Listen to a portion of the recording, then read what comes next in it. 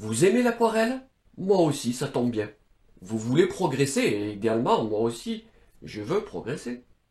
Donc il faut faire des exercices.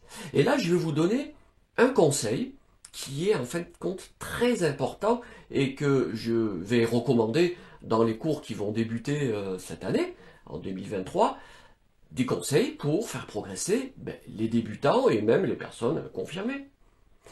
Et vous allez voir, en quelques minutes, ça va être simple à mettre en œuvre. Ça va être une série d'exercices que vous allez dupliquer et régulièrement travailler chez vous. Et vous allez voir les progrès, en fin de compte, en termes de composition. Parce que l'aquarelle, c'est bien, les effets, c'est super, mais la composition, c'est essentiel. Cet exercice que je vous propose est réalisé avec un papier bambou, 300 grammes. C'est un papier d'entrée de gamme qui est assez fragile, il faut faire attention. Il supporte moyennement les techniques très humides, mais il peut être sympathique pour faire des petites études comme celle-ci. C'est un sujet de paysage hein, sur un format carré. Alors c'est un petit format, hein, on est sur 20 cm sur 20. Donc voilà, ça me permet justement d'explorer de nouvelles idées. C'est un paysage assez basique avec une plaine, un ciel, une ligne d'horizon. Et là, les mélanges que j'y réalise, justement, c'est pour chercher en premier la couleur du ciel. Et là, j'utilise plusieurs bleus, tantôt un peu plus clair, hein, avec une valeur plus claire, plus faible, et puis avec le bleu ultramarine également, hein, qui a une valeur beaucoup plus forte. Et là, j'utilise bien sûr les couleurs pour désaturer, hein, ce bleu qui semblerait trop fort, le sépia et ce violet capoute. Dedans, je peux mettre un petit peu de rouge, de jaune, ce qui va me donner également un orange. Et cet orange va me permettre d'enrichir ce ciel bleu qui pourrait sembler un peu trop propre, hein, en tout cas. Hein. Ensuite, je vais chercher des violets, donc le rouge et le bleu, pour obtenir un mélange qui me convient pour le fin fond, hein, l'arrière-plan. Ensuite, une fois que l'arrière-plan est posé, je vais chercher des verts. Alors les verts, c'est très important. Sûrement qu'on doit vous dire que les verts sont les couleurs les plus difficiles. Et je pense que ben voilà, c'est vrai, c'est loin d'être évident. Donc puisqu'on a des bleus, voilà, il y a quatre bleus vraiment orientés différemment sur sa chromatique, avec les jaunes, on a trois jaunes différents, je vais pouvoir enrichir et chercher des verts qui vont me convenir. Alors, on va privilégier les verts un peu plus toniques et un peu plus saturés, un peu plus foncés également sur le premier plan et puis un peu plus fade et un peu plus froid sur la partie de l'horizon. Vous voyez que je cherche à conserver des blancs, je cherche à conserver tout de même des zones pour définir la forme de la plaine, la forme des petites montagnettes également. Voilà, ça me permet par petites touches de faire des mélanges de bleu, de vert, de jaune différents à ces moments-là et ça donne, voilà, ça enrichit les couleurs et les mélanges. À ce stade-là, je laisse un petit temps de séchage parce que je vais réaliser une couche supplémentaire pour donner la couleur de la terre ou de la plaine en tout cas.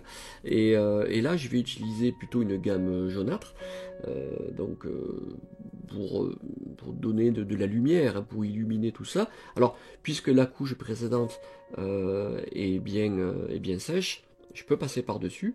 Le jaune mélangé avec une sous-couche bleutée ne me dérange absolument pas, au contraire même, ça va chauffer certaines parties au niveau de la petite colline qu'il y a en premier plan, en apportant ben voilà, des jaunes.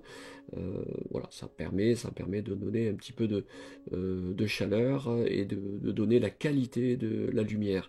Ça c'est très important, je parle beaucoup de qualité de lumière. Je reviens également sur le ciel, hein, pour donner un peu plus de couleurs, des valeurs un peu plus fortes. J'y vais doucement, hein, parce qu'il faut pas trop tout dénaturer. Il faut y aller petit pas par petit pas, avec des petites touches. Et ce qui est important, c'est de ne pas boucher l'aquarelle. C'est-à-dire que il ne faut pas que les couleurs deviennent opaques et qu'on perde, qu'on ne sente plus la transparence, puisque nous faisons de l'aquarelle tout de même. Hein, c'est important. Important d'avoir ça voilà, en ligne de mire. Ensuite, voilà, ce qui est bien, c'est d'apporter des petits impacts. Là, je le fais avec le violet caput, qui lui va augmenter, va donner un peu plus, ben, comme si c'était des arbres, hein. Comme c'est une scène lointaine, hein, c'est une scène prise en hauteur, donc on n'a pas de sujet bien précis. Voilà, tout ça c'est de manière globale. Alors c'est cette petite couleur qui désigne ben voilà, un peu de végétation un peu plus brune. Voilà, c'est des choses qui m'intéressent bien, ça donne un peu de graphisme. Ensuite, voilà, là je travaille un petit peu l'arrière-plan avec des couleurs un peu plus fraîches. Vous voyez, c'est des verts vraiment tout au fond qui sont un peu plus frais euh, que ce qu'il y a au premier plan. Et puis, au fur et à mesure que je descends, j'augmente mon vert avec des zones un peu plus saturées, un peu plus chaudes, hein, on voit, hein, c'est pour avoir l'effet un peu frais en arrière-plan, un peu plus chaud au premier plan. Vous avez bien remarqué que ce violet caput, je le mélange de temps en temps avec ma base, ce qui me permet donc de contrôler cette saturation, hein, pour pas qu'elle soit trop forte.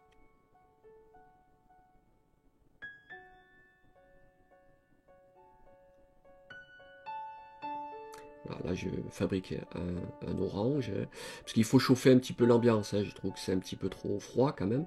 Donc voilà, cet orange que je mets au niveau de la terre, au niveau de la plaine, voilà, ça me permet un petit peu de réchauffer l'ensemble.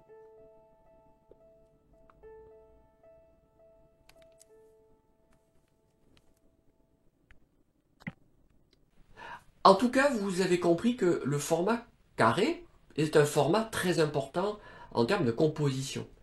Contrairement à un format paysage ou un format portrait, là où justement, à cause des proportions hauteur-largeur, on est un peu plus engagé vers quelque chose de peut-être un peu plus classique ou pas, mais ça donne un certain sens de lecture.